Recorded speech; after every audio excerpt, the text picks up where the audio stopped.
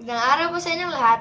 Ako po si Juan Dandales at ngayon magre-report pa ako ng 5 tips sa pagtitipid ng tubig. Una, ayusin ang tumutulong gripo para hindi masasayang ang tubig.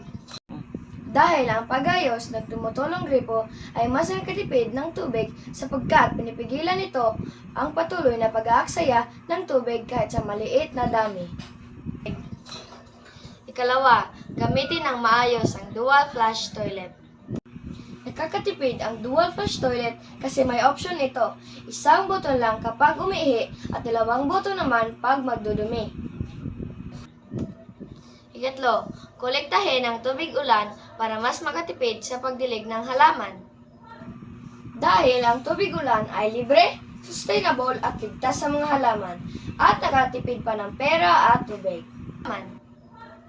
Ika-4, gumamit ng balde at tabo kung maliligo para mas maikli ang magagamit na tubig. Dahil ang tabo at balde ay mas nakatipid ng tubig kaysa sa shower kasi kontrolado ang pagbuhos nito at mas madali pa itong gamitin at mas madali pa ang tubig makapunta sa lahat ng parte ng katawan. At ika-5, mag-install ng water meter para mas masubayan ang pagkonsumo ng tubig at para mas makatipid. Epektibo ang water meter dahil sinusubaybayan ito ang paggamit ng tubig at makakaiwas pa sa pag-aaksaya. At ngayon, 5 tips naman sa pagtipid ng kuryente. Una, mag-install ng solar panel para mas lumiliit ang babayaran sa bills ng kuryente. Epektibo ang pag-install ng solar panel kasi ang enerhiya ay nakuha mula sa araw at mababawasan pa iyong bill sa kuryente. Ikalawa, patayin ang ilaw kung hindi ginagamit.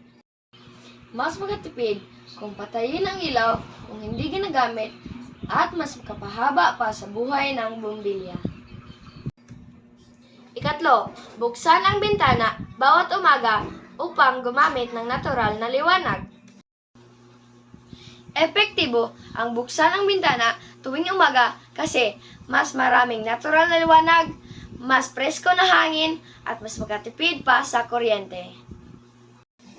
Ika-4, gumamit ng energy efficiency na appliances. Epektibo ang paggamit ng energy efficient na appliances kapag magtitipid ng kuryente kasi mas bumababa ang carbon footprint at mas matibay pa sa ibang appliances. At ika-5, gumamit ng aircon timer.